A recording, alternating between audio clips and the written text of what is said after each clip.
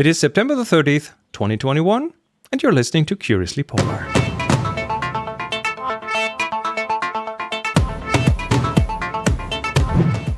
Yes, we're back. All the three of us. Hello. Hi, Henry. Hi, Mario. Hi, Chris. Hi, Mario. Chris. How are you doing? Hi, Henry. Yeah. Doing good. Yeah, it's time for another episode. We are...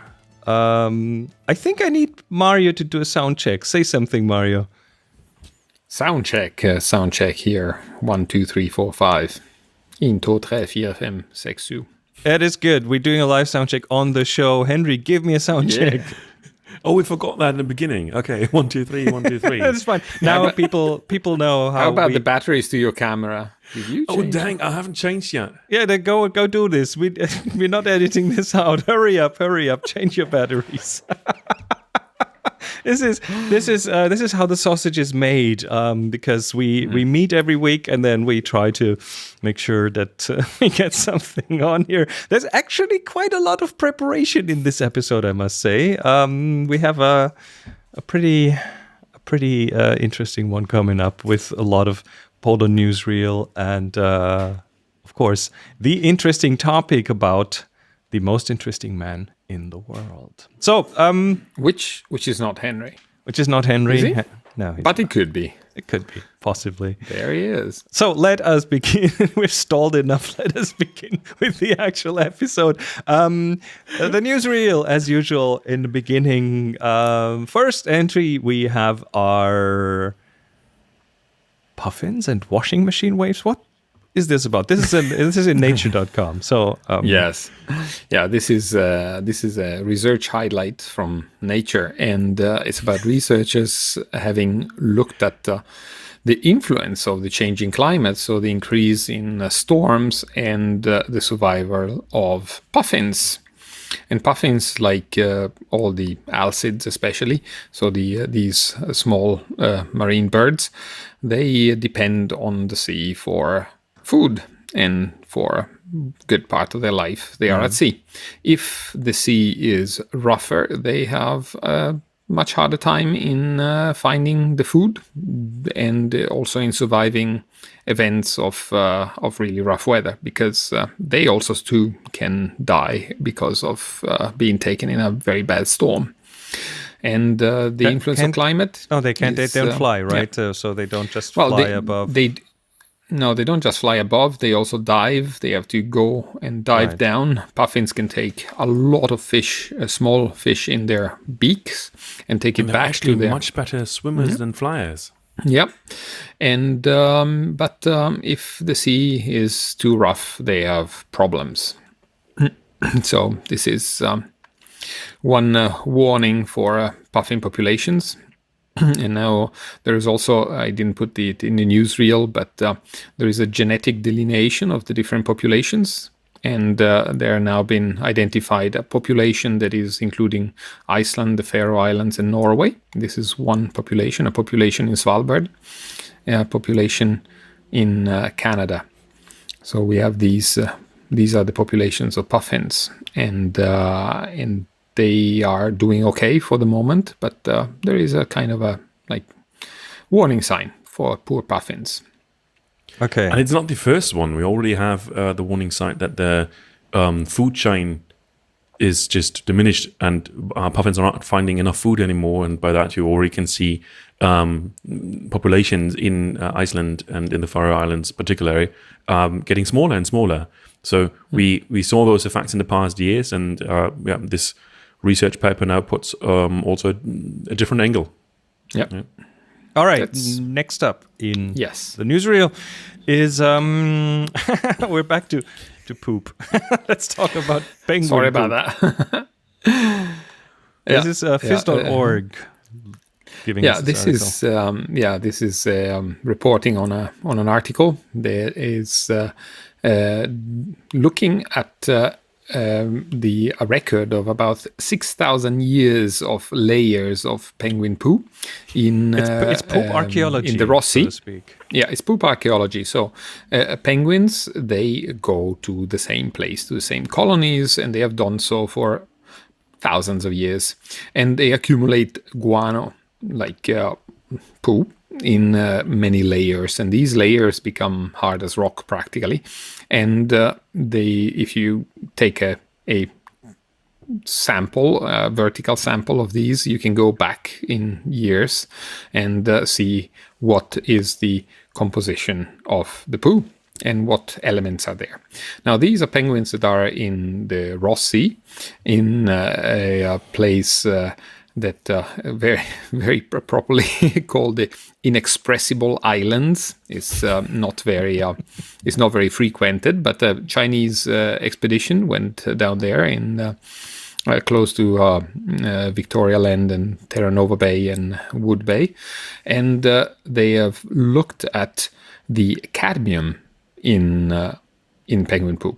And cadmium is an element. It's a metal that is present in the deep water that is circulating Antarctica, and this deep water comes up a little bit further up or further down depending on the climate.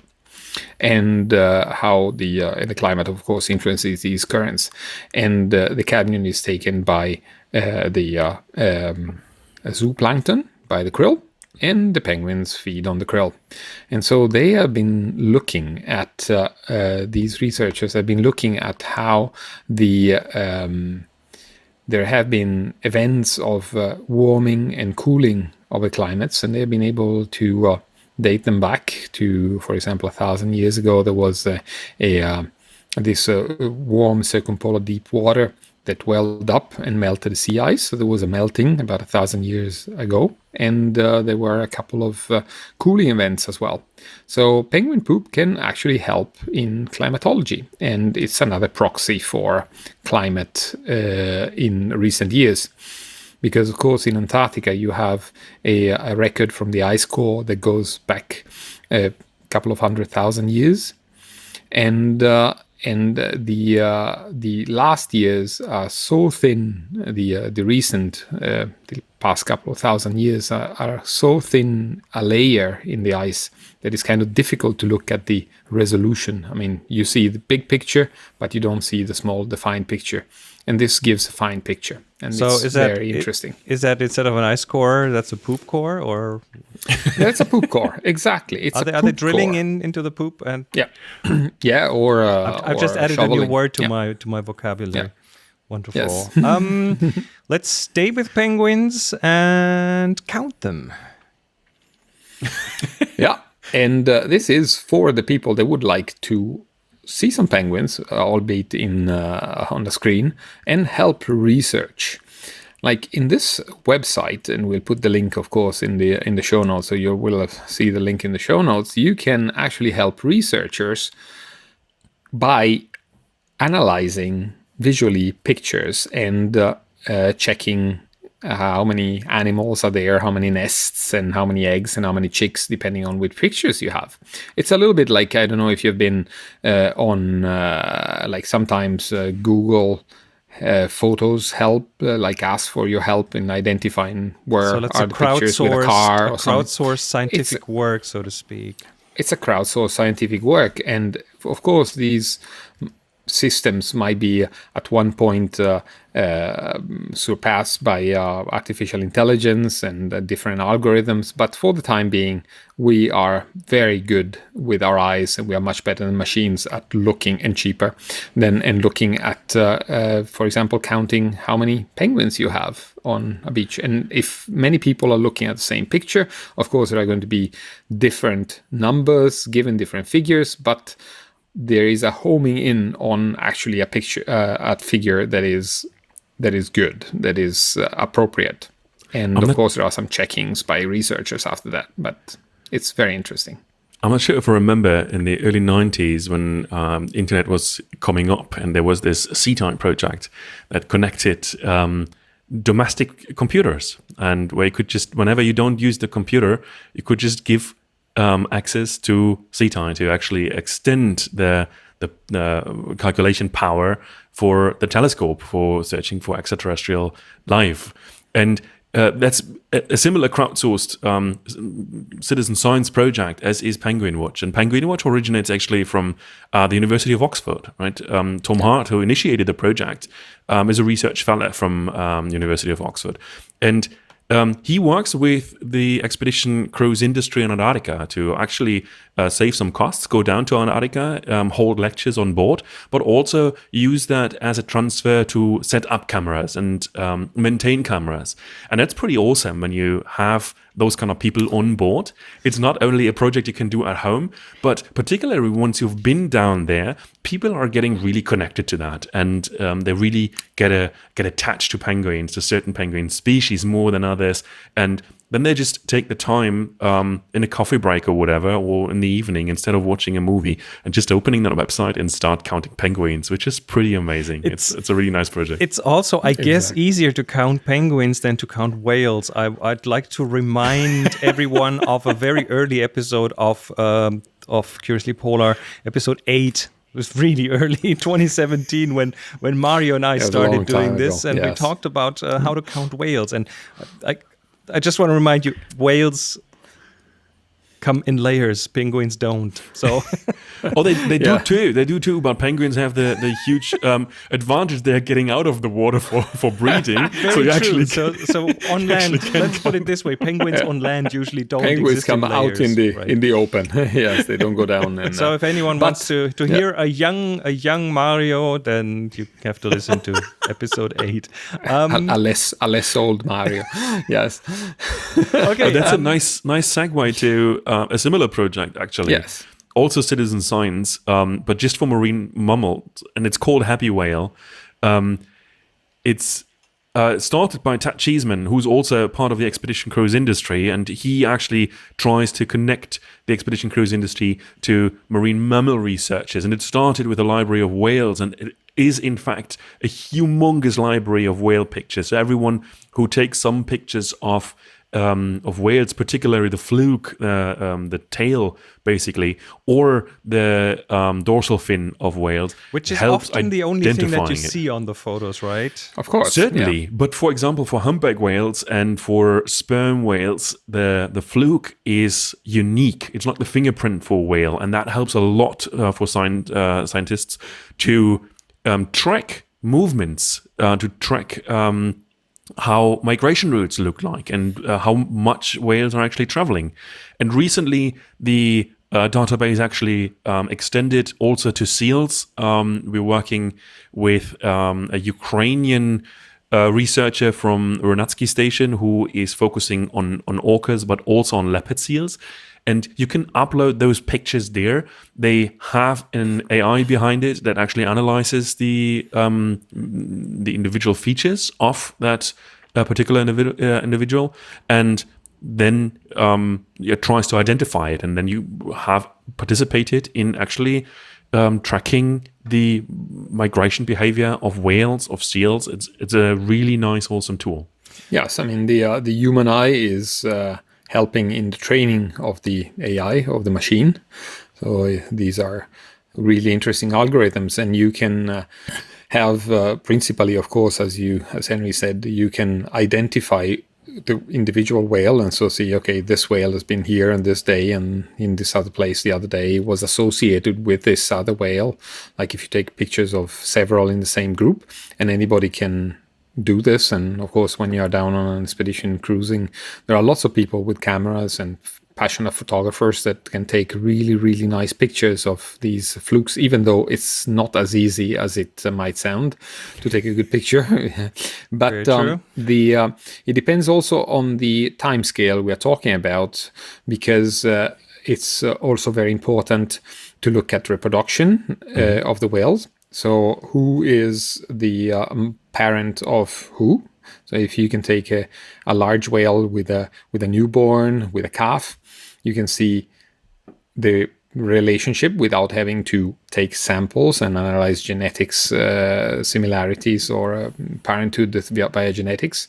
And in the long run, you can also look at longevity. So how long does a whale live? Now we're talking about animals that are spanning at least 4 decades or even longer. So we are talking on the very long term, but now happy whale has been on for quite a while, and there are going to be results of like looking at vital parameters which previously were very difficult to obtain or obtainable only with invasive methods. All right. Or being there Happy whale serendipitously. Yeah. participated tremendously to identify pretty much every humpback whale in the waters around Vancouver Island, for example. So the companies who do whale watching there, the conservation organizations, they have a very clear understanding of what kind of animals are around there. And when they have newborn, they can really quickly identify whose calf is it actually. And Happy Whale really has simplified that process. It has also helped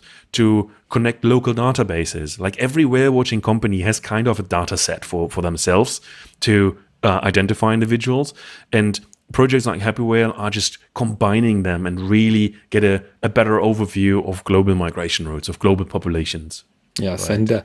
And when I started with whale research in the early 90s in the Mediterranean, we were working at a catalog. We were using analog pictures and black and white film and pushing the film for having a different century, wasn't it? It was a different millennium actually, and so you would end up at the end of the season with a paper catalog of printed pictures of the whales. In this case, was fin whale. So you're looking at the coloration of the back of the whale, close to the blowhole and to the dorsal fin.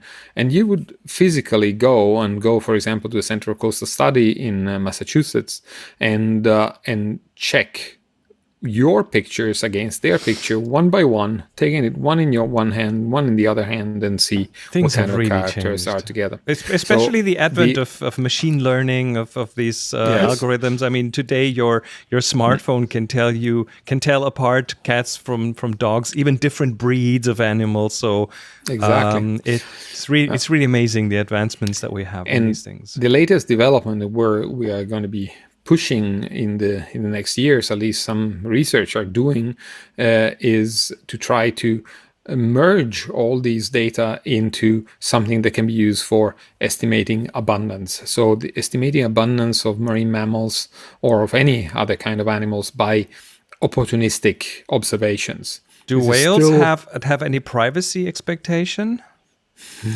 Only when they're diving down for the moment, because there are going to be drones, underwater drones, like our penguin underwater drone that we talked about a couple of episodes ago. Yes, exactly. Okay. So very interesting projects, and all of our listeners are very welcome to try. And I'm betting that a lot of them are going to be really hooked onto these systems, especially the penguin one. It's my favorite. Very cool. Let us stick with penguins and with citizen science. There is a bit of a freak find that happened in New Zealand. Yes, and this is actually it's from the Guardian, and Guardian has very interesting sections about science and the environment. And in this one here, it's reported that a school trip of what's it called, middle school kids, because they were 13-year-old, went on a week kayaking tour in the northwest of North Island, close to Auckland, and on the last day, a kid was one famous kid now was looking at some rocks and found this fantastic fossil. And this fossil turns out to be a new species of penguin, and not just any kind of penguin, because it was 1.4 meters tall, and from the beak to the end of the tail, it would be 1.6. So it was just, maybe not as big as a kid there, but quite big. Just so imagine a very powerful running penguin. into a 1.4 meter tall penguin. Wow. Yes, that's and you What's have the biggest penguin alive right now? Yeah, that's the one that you have in the picture there. You have the emperor penguin, right? And they are like about a fifth taller than an emperor penguin, right. And they were probably very good swimmers. Now there are speculations, of course, why do big, large vertebrates die off or give or become extinct? And of course there are ecological explanations about the fragmentation of the niches and things. But this penguin must have been a formidable swimmer with a lot of endurance and the possibility of swimming very, very deep. And we are talking about marine sediments, this limestone there. We're talking about an animal that would be still, it would not be like an ostrich or an emu down in New Zealand, or one of these giant land birds. It would be a swimmer. And it's not the largest penguin we're talking about. So historically, we have historical species, or we found remains of species which are supposed to be or have been much larger. I remember a penguin, I think it was called Colossus penguin, which was thought to be 2 meters tall and over 100 kilograms heavy. That's humongous. That's like human size and bigger. Yeah, that's like 30, 40 million years ago. And I remember that because it was there were remains found on Seymour Island in the Weddell Sea, like on the western tip of on the eastern tip of the Antarctic Peninsula. And that's a very interesting find in that area, because we also found a lot of dinosaur remains there, if you remember from one of our previous episodes. But if you put those puzzle pieces together, it's also interesting to understand why they actually got extinct, right? To figure out when did that transition happen of a bird that was capable of flying into a flightless bird that spends most of the time in the water. So those kind of chains need to rely on a lot of guessing right now, and those kind of puzzle pieces coming together are helping a lot to get a clearer picture here. All right. From penguins to weather. We are talking about ice and clouds. Yes, we are going back to phys.org and reporting on a Japanese expeditions up in the Chukchi Sea, and they went and were checking like how do clouds form, and they found out that these particles, there are particles that raise in the atmosphere, and there are more and more of these because of the increase in storms, like we're talking about for the first NEWSREEL article about puffins.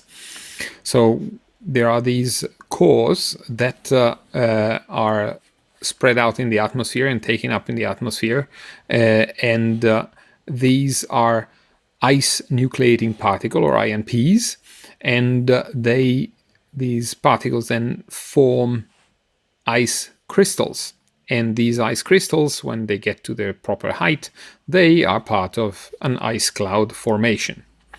And when I talk about ice clouds, is different from vapor clouds, as opposed to vapor clouds. So ice clouds are looking almost the same to a newbie. The difference is that when there is an ice cloud, you have more solar radiation penetrating and reaching the atmosphere. So the energy balance of the surface of the Earth through ice clouds is different than through normal, like vapor. I say normal for our latitude vapor clouds.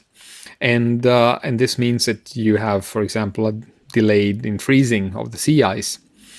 And that is something that is new, actually. This creation of ice clouds formation and the feedback between the storms. So the increase in the frequency of the storms and the increase in ice clouds formation that could, for example, increase the global warming factor, like the warming factor in the Arctic, and that's very important for weather predictions.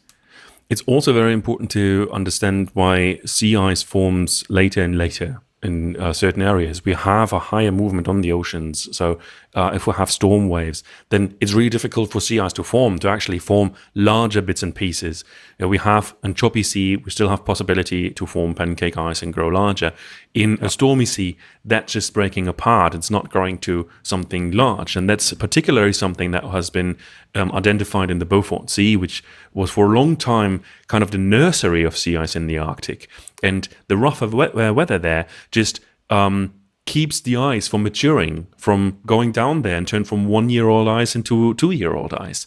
So we have much younger ice that's more likely to melt down in rising summer temperatures. Yeah. And when we now see also the ice cloud formation, that adds another layer on that. So the storm does not only keeps sea ice from forming in the early season, it also creates another type of clouds that makes solar radiation much easier to penetrate and then add onto that melting process on the ice from the surface. So a kind of feedback mechanism, Yes, isn't it? yeah, Yes, certainly. because if you have ice over the sea, even if there is a storm, you don't have the aerosols and the salt particles coming out and increasing the heat budget of the Earth. But that's very important for climate modeling, but definitely not good news for those that are hoping that we are limiting the climate warming. All right. Let's stick with climate for a second. We have one more topic, and it's ice related. Here we go. With, It's the Arctic sea ice. Nature.com about Arctic sea ice. Yes. Yeah. And we are now at the middle of September, end of September. Well, today is the end of September, but usually in the middle of September, the Arctic sea ice hits a minimum for that particular year. And in extension, we are talking about extension of Arctic sea ice. And in the graph here for the ice cover, you see the red line is where we are now. So we have been hitting the minimum for this year. Now there is. What does this show? This shows the amount of ice, or so we have the area. the area. Okay, square the kilometers. surface. There we go. Yeah. The ice extent. So, and in general, in the past couple of decades, we have had a decrease of around 13% in extent per decade of the sea ice. Now in this graph, you see the year, all the months of the year, and the lines are giving the different extents for each month for the years from 2012 and until today. Actually, 1981, actually, the first ones with the first satellites going up and getting the surface. And we can see that even though we are not now at the minimum, absolute minimum sea ice extent recorded, which was in 2012, we still have a downward trend, and we still have a problem. It is still significantly lower than it used to be. Significantly lower than the median, which is the line that we have up on the what's it called? It's a dark green line. Now, when we're talking about sea ice, extent is one thing. We also have to look at the thickness, and this is much more difficult to estimate. There are different ways of trying to estimate the thickness of the sea ice, and there are ways of measuring it, but of course you have to be on site, and that's not possible over such a large basin. We have the age, as Henry was talking about before. You have 1-year ice, multi-year ice, and then you also have to think about the thawing. So the difference in thawing with different regions. Like this year, for example, this season, there has been a thawing, a very dramatic early thawing of the sea ice on the north of Russia. The Kara Sea and the Laptev Sea have been ice-free extremely early in the season. So that's also quite important. And sea ice, being on the sea, also floats about and can be moving from one side to the other. The old ice in the Beaufort Gyre, north of the Canadian archipelago, is shifting and pressing more towards Greenland. So there is more open water area in the Chukchi Sea. There are extremely interesting dynamics out there, and it's important that, of course, we keep an eye on that. And satellites are quite a useful tool. What the article does, particularly with the graph here, is that we really see it's not getting worse and worse every year in terms of we're reaching the next absolute minimum year by year. We see some variability here from year to year. So we have some years which are doing much better than others, but just because we're not hitting the absolute minimum doesn't mean it's overall good. So we can still see that the downward trend over the decade since 81, and that's what those three lines particularly make clear here very, very much, because the top line, that's the median between 1981 and 2010. So it's over a very long period. That's the average of that long period. And all the other lines are far below that, all the lines of the past 10 years. And that's just significant to see. Even though we see that we luckily have more sea ice left after this summer than last summer, doesn't mean that the Arctic is doing much better. What played into account is actually seasonal weather phenomena. So there is right now a huge debate on how clouds actually participated in protecting the ice cover of the Arctic Ocean. And we are talking here about vapor clouds, who in fact are having a higher albedo than the ice clouds we talked in the previous newsreel item. So here we really have a debate going on if the lack of tourism in the Arctic might have participated in a cooler climate, in not so much warming, or if the trend would have been the other way around. So there is some uncertainty. We need to get more data on those effects, but this is a clear indication where the trend goes to, and the trend goes to a much, much smaller ice cover in the Arctic. And then, of course, what Mario said is very, very right. It's not only the extent, the aerial extent, it's the volume that matters. And we lost much, much more volume in percentage than we actually lost area. And that's a hard to grasp thing, what that actually means. It means that the ice can break up much, much quicker. It forms very, very late, so it can't really grow thick. And by that, it breaks up much quicker, has less big flows, more of the small flows. We remember when we talked about the Mosaic expedition in extent, how difficult it was for the expedition to find an appropriate ice flow, to embark all their scientists onto that ice flow and make that happen there. So that's all related here. Very nice paper. Thanks a lot for bringing that up, Mario. Yeah, you're welcome. And as Walt Meyer from the National Snow and Ice Data Center in Boulder in Colorado, he says, well, the thinner the ice is and the more easily it is pushed out around by the winds and the currents. Yes. And there are a few ways out, and one of them is in the Fram Strait between Greenland and Svalbard. And if there is a breakout of the ice could actually be fragmented, flow down into the North Atlantic, like actually emptying the Arctic basin and cooling off the North Atlantic, which is also an interesting thing to and that, for example, about. Happened not long ago. I'm just trying to remember if that was 2018, 2019, something in that, when we had a summer in Svalbard, when the sea ice actually was very, very close to the north coast of Svalbard. Usually you have to travel quite some distance between the northern coast of Svalbard and that was the 2019, yes, I remember. We had planned to go on circumnavigating Spitsbergen, and there was nobody that was able to do that. Exactly. But it was not because there was more ice, but only because the ice was pushed out there. Yes. And it's thick enough so that, it's thinner, but thick enough that normal, like even ice reinforced ships, ice strengthened hulls, they cannot break through. So, yes. Yeah. All right. From ice to geopolitics, we have a couple of things there. One being about Greenland.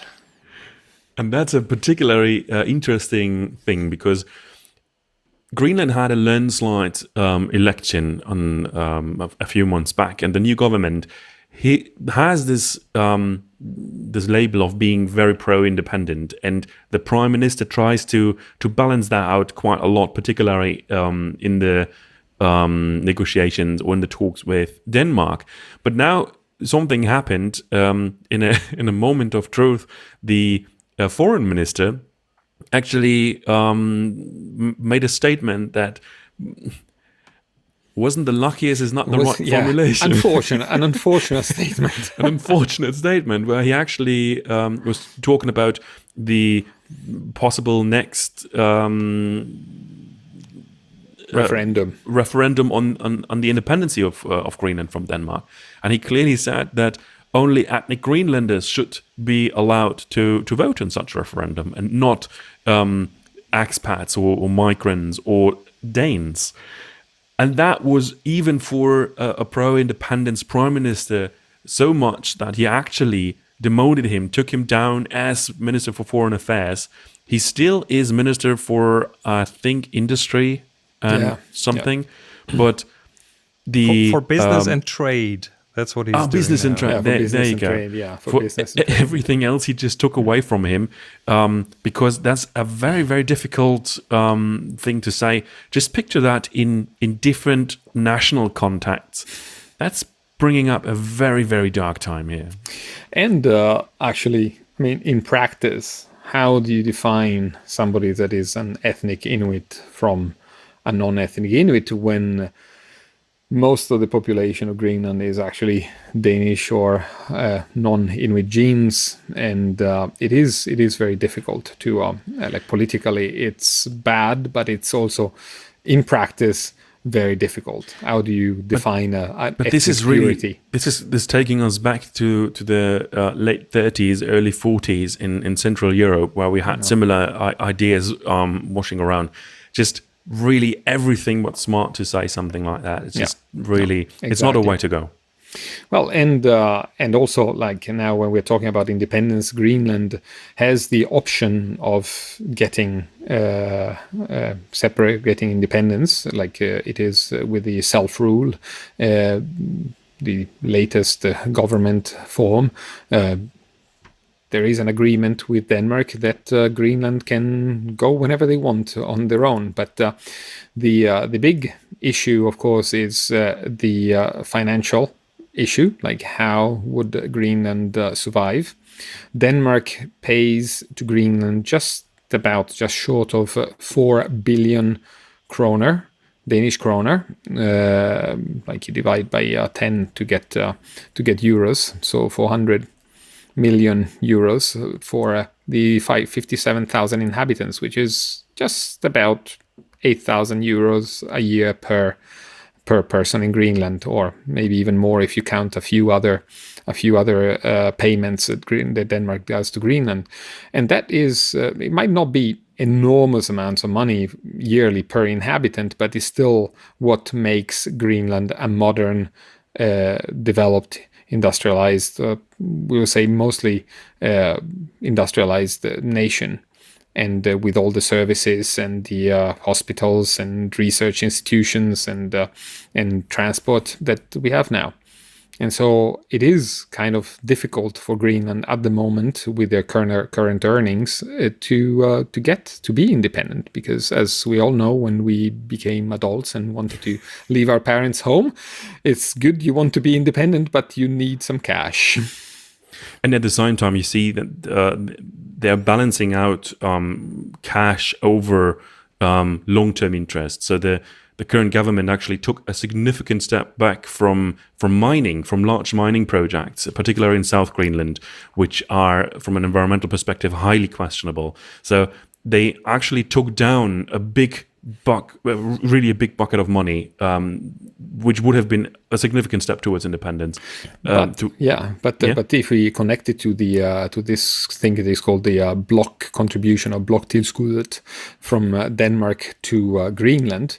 The agreement is that if Greenland does sign contracts like mining concessions, like the ones that we are talking about here, then this the worth of the contract is taken away permanently from this general contribution.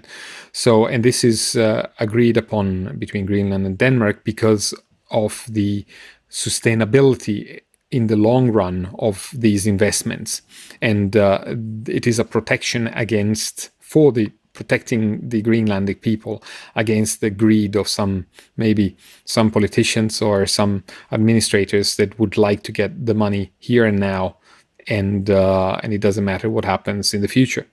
So they have to think on a long term before they accept this sort of contracts with, for example, mining companies. Certainly true, but you saw the different approaches of the previous government and the recent one. The previous government was very much in support of that mining deal, while the recent elected government really took the step back and just said, hey, stop, let's have a look at it and analyze it properly. So yeah, that's certainly a big step forward here. All right.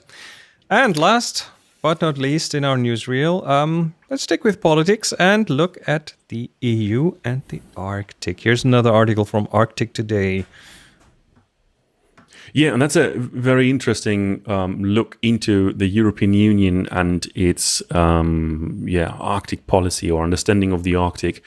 European Union is a big player in Arctic research, and through that, it plays a big role as a bloc of countries to develop the Arctic. Has a huge interest. Just remember the expedition from Alfred Wegener Institute to the Arctic, just overwintering a whole season there to extend the understanding of climate change in the Arctic. We also have seen that there has not been much movement in the past years. The last Arctic policy of the European Union dates back to 2016, which is a lifetime in the development of the Arctic. We see that not only Arctic countries like Russia or the United States are stepping up and putting reinforcements in their Arctic policies. The US has just issued a new Arctic policy last year, or was it this year? China stepped up, India stepped up, non-Arctic countries who are big stakeholders. And you also can see that the European Union tries to push harder and harder over the years to actually get the seat in the Arctic Council as an observer, which they tried to for years. We talked about that in one of the last episodes when we talked about the seal ban, where we really see difficulties in the member states. So now what we see here is the big junction in the understanding of the European Union of what to do with the Arctic, how to deal with it, and how to move forward there to still keep the interest level, to keep the impact level, the influence level of the European Union high as it used to be. And also coordinating the European policies for the Arctic, because now Denmark, Sweden, and Finland, as members of the European Union, are actually participants. They are the countries, the Arctic countries in the Arctic Council. So the European Union is represented in the Arctic Council, but there is a wish for a coordination in the actions, and now these three countries are acting in the Arctic Council as separate countries, but of course they have to coordinate and follow European policies as well. So this is where Europe is actually pushing for an Arctic policy for security reasons, not just for research, and also for food security, because the low Arctic and the North Atlantic especially is a big fishing area and a very important fishing area, and not only for transport or for military. It is a very important checkboard for the European Union. Certainly, and we expect the new policy to be issued this year, so it's not much time left. So let's see what they're coming up with and how that looked like, and then we certainly put it up on the table again. All right.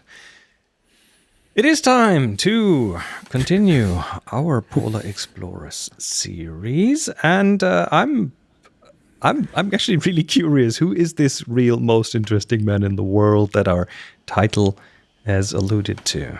What we're talking about?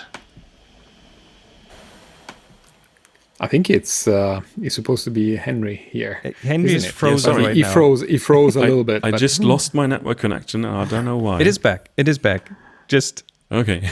Just who is this? Who is this mystery man? It's an amazing title, isn't it?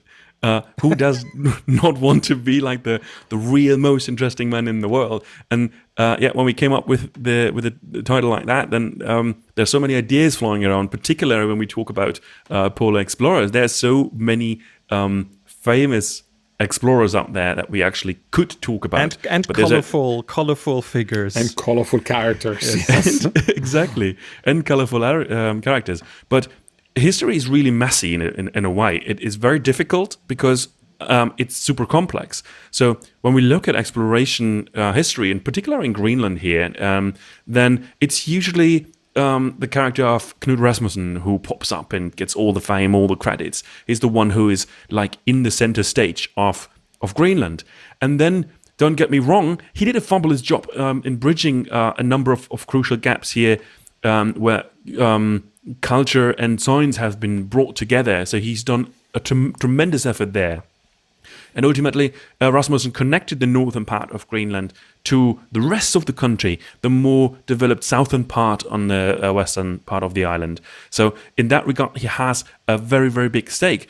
But he hasn't done all of that alone. He was very popular for his time, but he had quite some significant help. And if we look back in 1908, in the beginning of the century, while on vacation in Bergen in Norway, Rasmussen actually met a huge, very, very tall, a very handsome, a good-natured man who was almost like a foot taller than Rasmussen itself, several years younger, much, much fresher. This guy just came back from Greenland, where he had been part of the Denmark expedition.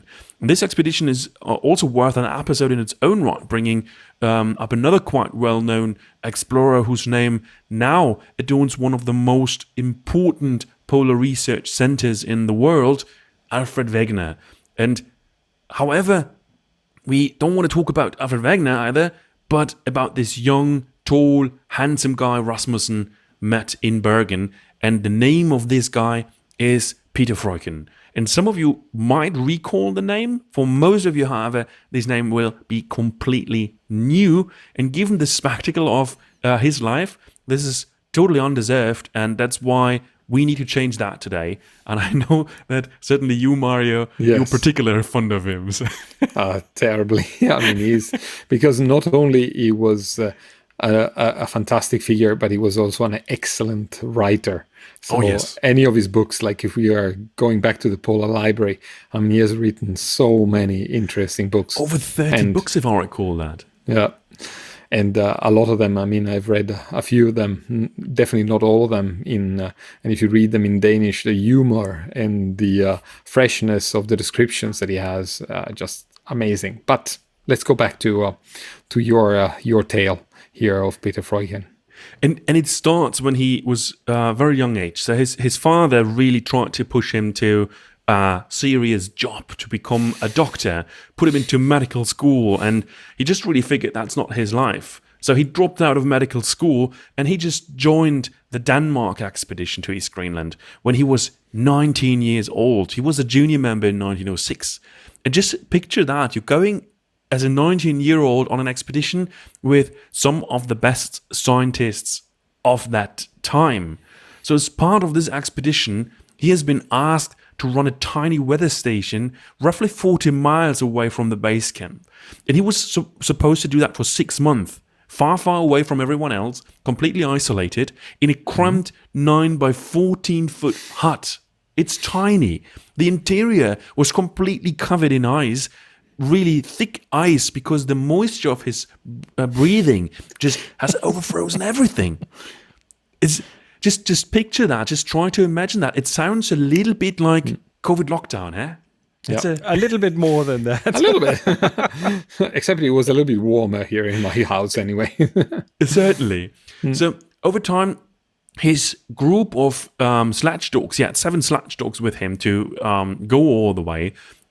Over time, they have been just killed and eaten by wolves that were constantly trying to roam the area and trying to go into the hut. They were sitting on the roof of the hut, of that tiny shed. So he was crouching in, and for most of the time, he had a very monotonous daily schedule of measuring temperatures and just checking the barometer and stuff. But his biggest worry really was to keep the wolves away. So he constantly just had his thoughts around that. That kept him quite alive. So when he came back, being 21, he was already quite an adventurer at a very, very young age. So when he returned from East Greenland, Rasmussen was severely impressed by how this guy has turned out, what he has experienced. And that actually really put them together. What connected those two men beyond that was a very, very complicated web of friendship, but also of recent tragedy. And for that, we have to understand the history very, very briefly of the Denmark expedition. And 3 members of that expedition have tragically died, and among them the expedition leader, Ludwig Müller-Eriksen. And while Freuchen was part of the expedition, Rasmussen and Müller-Eriksen, they knew each other from university. They spent time in the University of Copenhagen and then went on together on the so-called literary expedition, which just a few years before had introduced Rasmussen to the polar Inuit. And that literary expedition, that has set the course of Rasmussen's adult life. So that... Yeah. And there goes the network connection. He's just amazing. He's back. Yes, he's Keep back. going. That has ignited the fire in Rasmussen to actually pursue the expeditions he had throughout his life. And another member of the deceased party of that expedition, of the Denmark expedition, the Greenlander Jürgen Brønlund, he was a very close childhood friend of Rasmussen. They grew up together in Jakobshavn. When Nansen crossed Greenland, the two of them, they walked to the edge of the ice sheet and waited for Nansen to come down, not knowing that he diverted his route and just came Was down. actually coming down to some other place on a little kayak. But the two of them, they were super excited. And now when Rasmussen learns that 2 of his life-changing acquaintances just died, and Freuchen was part of that expedition, that really put them together beyond their general admiration for each other. So when Freuchen returned to Copenhagen, he had really, really hard times to reintegrate into society. It was very difficult for him to accept the guys of his age group, his peers, as equal. That network is not friendly we have to today. do something with... No, we have to do something. Yeah. Oh, as he's peers, back. you said. Accepting his friends as peers. Keep going. So for him, it was really difficult to accept his peers, the guys of the same age in his peer group, as equal. So for him, that was really difficult after everything he experienced, after everything he went through, to really see them as equal. So for him, that was really difficult to settle. So he decided to start giving lectures, giving talks about the Arctic, travel around Denmark. And at a point, he just joined forces with Knud Rasmussen, and the two of them together, they actually formed quite of a serial comic duo. One was tall, the other one was short. The one was serious, one was really silly. So that really caught up. They had a huge success with those talks. They made quite some money, and they really talked length about their experiences. In the course of their lecture rounds, at one point, Rasmussen actually asked Freuchen if he would like to join in returning to Greenland. And the idea of Rasmussen was to set up a trading station, a business in the Smith Sound region in the northwest of Greenland. And they wanted to trade goods to the local Inuit in exchange for fox pelts. So that was one of the businesses, or one of the tasks the Inuit were doing, hunting foxes. So through even though Denmark has colonized the southwestern Greenland, the land further north, that was still under no real jurisdiction. And there were quite a couple of countries that had some historical background to possibly put a claim on. There were the United States, which might have a claim because Perry actually tried to reach the North Pole a number of times and overwintered in the area. Then you have Norway, which might have some intentions because Nansen and later Otto Sverdrup were setting seal hunting station nearby. Rasmussen really was a Danish patriot in that regard, that he really believed it was his task to lay claim on the region for Denmark. So Rasmussen convinced Freuchen, and they both sailed for northern Greenland in the spring of, I think it was 1999, 1910, something like that. And they set up a trading post and named that Thule. And Thule is a historical name that derived from 330 before Christ, from a voyage of a guy called Pythias, who was a Greek, and he sailed north from Greece and reached the pack ice and glimpsed land, and the land of the farthest north, he called it, and since then that was Ultima Thule. So that was the name of the station, the name of a very famous place to become over the next years. The Thule trading station became the base for 7 different exploration expeditions between 1912 and 1933, and they all were summarized under the umbrella of the so-called Thule expeditions. A pivotal event for the both of them, for Rasmussen and Freuchen, came in 1912, when they both set out to the very first Thule expedition to challenge the claim of Robert Peary's belief that the land Peary discovered, so-called Pearyland in North Greenland, was divided by a channel, by a strait from Greenland, and formed an island. They verified that in a very, very remarkable 1,000-kilometer journey, over 620 miles, where they were traveling across the inland ice, and they proved that Peary was in fact wrong, but that almost killed them. And it was not taken very, very seriously by the Royal Geographical Society, was it?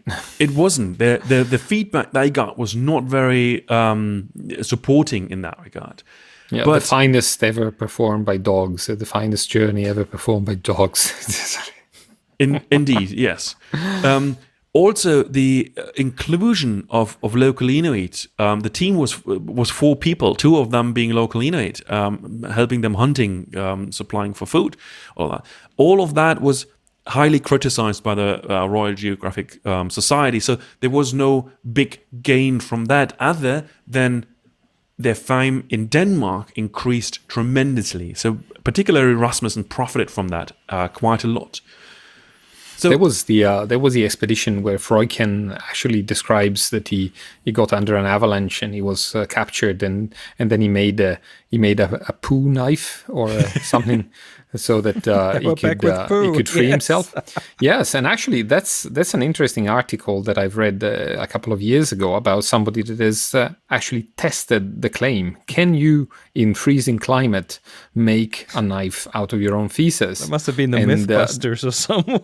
No. It's a serious. It's called the experimental archaeology. All right. Out of this, and there is a big scientific article about this. I'll take it up next time. I promise. Oh, certainly. Yeah, just look that up. I would really be and this is Peter Freuchen in a nutshell. And it's very well taken by the Danish society and by a different kind of humor and a different kind of attitude than by the British.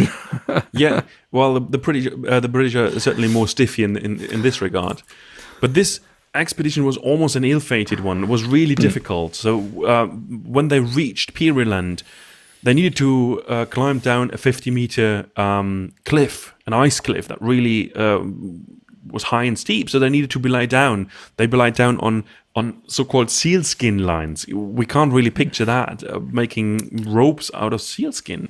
Yeah, but that's why the Danish name for bearded seal is the belt seal. Like you make actually lines out of it because it's so fat, then you can make a spiral around it, and then you make a line. That's awesome. That's really great. But that knowledge, really, they just adopted from the local Inuit population. So that was also one of the outcomes from both Rasmussen and Freuchen to actually spend significant time there, learn from the history of the Inuit, learn from how they survive in the area, adopt that and turn that into those explorations. But while they were climbing down that cliff, actually a harpoon Freuchen was carrying punctured his thigh. He left him with a very deep wound, and his pants were really soaked with blood. So it took him a long time to actually recover from that throughout that expedition. So that was really difficult. And once Freuchen was recovered, Rasmussen became ill. He became so sick and feverish that he didn't even want to smoke his very famous pipe. So there was a lot going on in this regard. It took them quite a while to come back, and they actually came back on the last bits and pieces of resources, the last few drops of cooking fuel, and only with one flank of musk ox meat remaining. So they were really exhausted when they arrived back in Thule. But that was just the beginning. The life in Thule was very, very relaxed in a way. They had one supply ship, possibly two per year. So they brought newspapers from the entire period since the last ship. So they just took their days, right? They took their time and just read newspapers. And also, like the supply ships, that's because it was established as a trading post that would help the local Inuit population, the Thule Eskimos, to get provisions and things that they needed for their life. Yeah, exactly. And now we have to picture the whole setup in historical times, and that was the start of World War One. So when the first Thule expedition was finished, that was just a year prior to World War One. And the start of World War One made the life at Thule very, very difficult. In peaceful times, they had very infrequent contact with Europe. But that was not really unusual for Freuchen to really rely on old newspapers and read them just whenever they wanted. But after the beginning of the war, there was just very long stretches where there was no news at all coming from the continent, where there were no ship coming and there were no supplies coming. So there was no way of merchandise to come to the shops and not much to sell from the store. And Freuchen later claimed from that time there were a lot of near misses, of near-death events for him, where he was being shot by a cook of the camp who mistook him for a polar bear. And if you see what he looks like with exactly, you can see we have to picture him. He's like 2 meters tall, beyond 2 meters. He's a really strong guy. And if he puts himself into sealskin fur or polar bear fur, then I think it's not very far stretched to mistake him for a polar bear. No, exactly. It's really a story that can be true. Another incident when he fell through the ice into freezing water, only to be saved by grabbing the harness of his sledge dogs and being pulled out by his dogs. There are a number of those stories.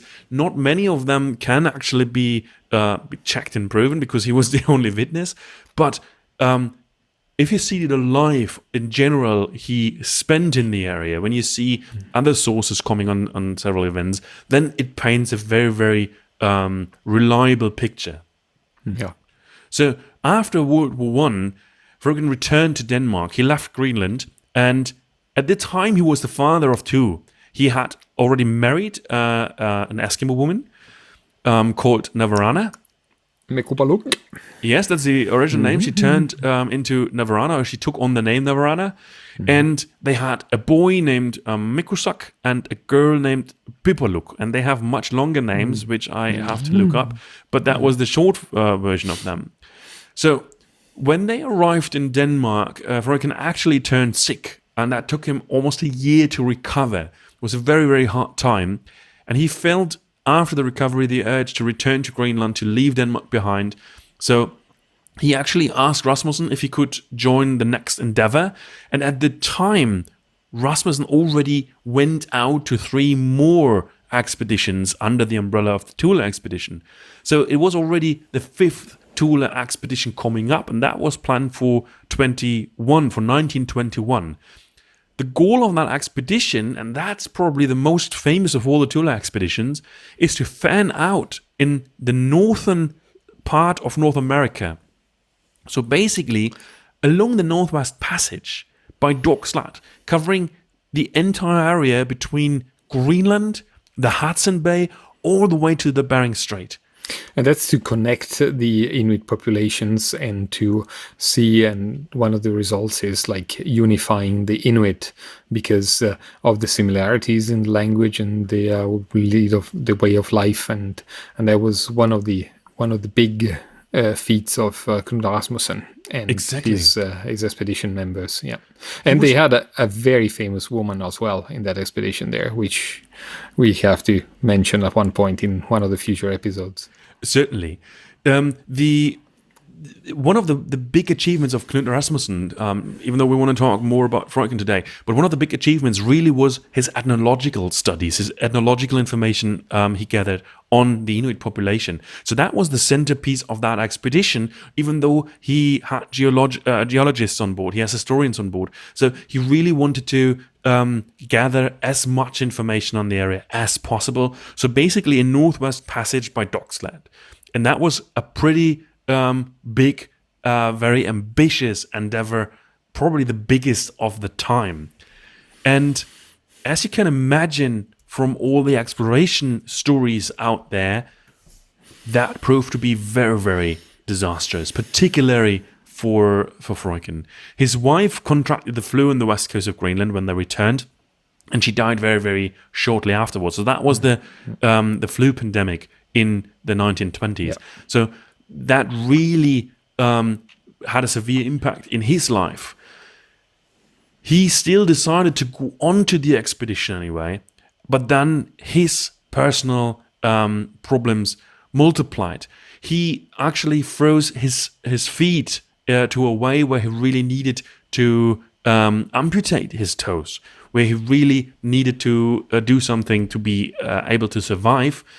But for him, obviously, that meant the end of the expedition, and not only the end of the expedition. Later on, it needed to be his leg, his entire foot, actually, not the leg, the foot needed to be amputated and replaced with a pack. So that was, in fact, the end of his exploring days, his active exploring days.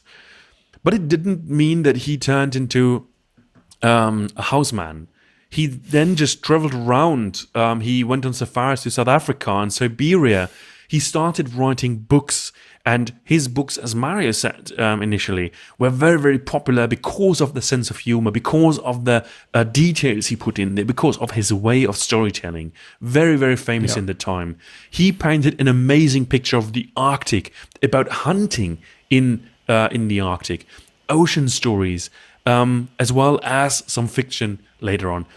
More than 30 books he wrote, and he ended up meeting and later then marrying a multi-millionaire in that time, who was the heiress of a huge fortune in publishing. What a coincidence, writing tons of books and marrying into a publishing family. And in the mid-20s in 1925, he actually became the editor-in-chief of a magazine in Denmark called, I think Mario can pronounce it much better, Ude og Hjemme? Ude og Hjemme? Ude og Hjemme. Ude og Hjemme. And the magazine actually still exists. Out and at home. Like outside and at home, it says. Back in the days, it was actually really an exploration magazine. Now it looks more like... a tabloid. yes, very much. More reporting about celebrities. I mean, back in the days, explorers were the real celebrities, right? So that was still part of the magazine's life. And the magazine still exists today. It's still in circulation, so that makes it really relatable. In the late 1920s, he went really political. He joined the Social Democrats, and he became a regular contributor to a political newspaper in Denmark called Politiken. Yeah, which is one of the big newspapers now. It's just like a daily newspaper. And he really made himself a name. He was really standing up for certain beliefs. And remember those books he wrote about his experiences. And at some point, Hollywood actually was paying attention to that. So in 1933, one of his books was turned into a film called Eskimo, and later was renamed to Mala the Magnificent. And that book... Mala from the name of his wife. Exactly. And the story actually told a tale of a fictional Inuit warrior who ventures out into the Arctic. Fröken helped writing the screenplay. He translated the dialogue into Inuit. He was the interpreter on the set and helped the film crew actually to be able to execute the filming, to survive on the set. So that was really something. And eventually he also played the villain in the film, the captain. So, and last but not least, the movie actually won an Oscar for Best Editing. Not his cup of tea, but it actually got an Oscar. So he had also his hand in that. So you see, very, very diverse what he's done. So a kind of Errol Flynn-like character, isn't it? Kind of, yes. And I really would like to see a movie about his life. That would be, or it probably would be a franchise, a series of movies. But it's still not finished. Right? During World War II, Peter Fröken found himself in the center of a true political drama in Denmark, because he was really against discrimination. He was standing up against all kinds of discriminations, but especially in the form of anti-Semitism. And during the Second World War, he would actually accost anyone he heard speaking hatefully about Jews, and going up to them with his really imposing size and figure, claiming that he was in fact Jewish, which he was not, but he was really going in there and standing up for something. And he was such an active member of the Danish resistance that he became very, very well known also in Hitler Germany. And it's said that his efforts led to Hitler personally ordering him to be arrested and executed after he had been arrested then in France. But fortunately, he was able to escape and flee the country to Sweden, which would be a whole movie on its own, just this chapter of World War II. But during this very, very busy and exciting lifetime, he still managed to settle down at least 3 times. The first time when he actually met the Inuit woman in 1911, and you said it right, Mario. Her real name, or her birth name was Mikupaluk, and she later took on Navarana. They had 2 children later on, a son named in full, Mikusak Avatak Igimaksu Sukdarangua Paluk. Are you okay? More or less. Can I help? More or less. It's okay. He became 45 years old and died in 1962. And the daughter, Pipaluk Yette Tukumingwak Kasaluk Palika, she died in 1999, aged 81, and she actually died then in Nykøbing in Denmark. So she went home, or she went to the home place where Peter Fröken actually got born. But after his first wife actually died on the Spanish flu in 1921, Fröken married a Danish woman, which was very famous at that time, Magdalene Vang Lauritsen, in 1924. So she was the Harris of... that's not her in the picture, though. She married... she was a sprout of a very popular family at the time, with that magazine we talked about, with a huge publishing empire. And they got married for 20 years before they then decided to split off. And at the end of World War II, when fleeing the Third Reich, Fröken actually met the Danish Jewish fashion illustrator Dagmar Kohn, and that's the lady we see here in the picture in the video version together with Fröken. And that's a very, very popular picture because it really shows you his stature, right? For the entire episode, I'm the one who clicks and shows the picture. For the entire episode, I've been waiting for this moment to show this very picture, because this must be one of my favorite. This is the main reason for you to watch this on a video on YouTube, because this is just such an amazing picture. He's so imposing, even though he has only one leg.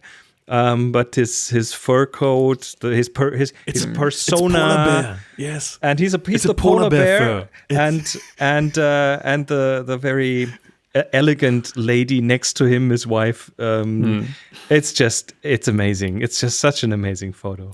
I think I need to print this out and hang it up on my wall. Oh, certainly. But looking at this, you actually can get the idea of someone mistaking him as a polar bear when he is roaming around somewhere in a snowstorm outside. So it's not that far-fetched, right? But she was actually quite an important participant in his expeditions. Actually, she was she joined him in one of the travels and expedition in Iceland, and she was very interested in local cuisine. So she was actually serving whale blubber and seaweed, and he was very curious of testing all that. So finding kind of a soulmate in trying all that out was really, really something. So it really looked like they clicked on all levels.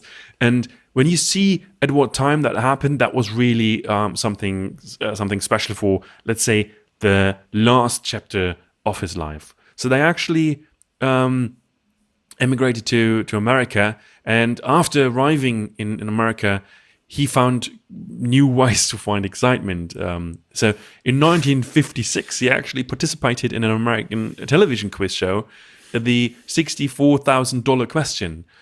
So he participated, and he didn't only participate, I believe he was the first person who won that $64,000, which was a humongous amount of money back in the days.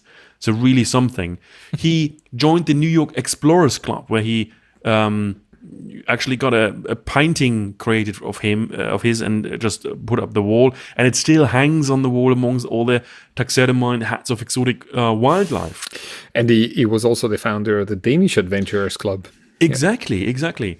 And he later got awarded the gold medal of the Benjamin Franklin Society for his service to mankind due to his exploration history.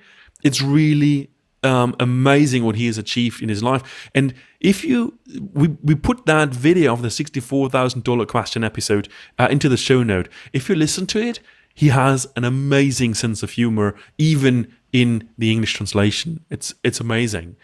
And as stated a number of times now, he has written so many books. His final published work actually appeared after his death. He got a heart attack in 1957 at the age of 71 in Anchorage, where they were living back in the days. He asked for his ashes to be scattered over Thule, and his wife actually fulfilled that wish, and where his life as an adventurer began. So his ash was just scattered, and that's really a very, very nice ending to such an amazing life. We haven't tackled half of what he has achieved. It's just like bullet points. It would probably turn out in a 2, 3, 4 episodes series just on his life, right? Yeah. And Mario, I'm sure you have many more stories behind that. I think you have been fantastic in giving a picture of Peter Freuchen and what he has been achieving, and also of the kind of person he was. I mean, look at him here in this picture. It's the last known picture of him, and it's like you see the size, but also the posing, which is kind of I wouldn't say almost a statement. Yeah, it's a statesman, but he's not like intimidating. No. He's a friendly giant. Nice. He's a friendly giant. It's a gentle giant there. Yes, fantastic person he must have been. Wow. And now just think about all he went through, all he experienced, all he ventured through. And when you didn't just hear people saying of what they have achieved in their life, then it's very, very difficult to compare that. But I think very, very few people in the history of mankind can claim to have experienced even just a fraction of what Freuchen has as this real life giant experience throughout his life. And for me, whenever I read about him, whenever I dig into his books, it drops jars. Really, it's just really something. It's hard to grasp, hard to believe. No, it's amazing, and I really encourage anybody to read books that he has written. Any book, like, there is no particular order, of course, but it's just amazing. Yeah, wonderful. Certainly. Thank you, gentlemen, for putting this together. Henry, Mario. I like this. Let's say everyone has their parts, their strengths, different disciplines coming together. This is a lot of fun doing these episodes with you. So it's really something I enjoy a lot because we all have different passions which we go for, and adding up on that is just so much part of this show, and it's so much for me very, very important. If I bring up a topic like this, I know that Mario has a different angle on the same topic, and that adds up to such a big picture in total. Thank you very much. It is really a pleasure. It is fantastic. It is very multidisciplinary, and we are planning to keep it that way for the next, as many episodes as we can get going. With that, I would say thank you very much for your time. This has been a pleasure, and we'll be back soon with more interesting stuff. Of course, you can always find us at curiouslyportal.com. All our episodes are there. We are online as well. And until then, everyone, take care. Goodbye. And take care. Bye-bye. And stay cool.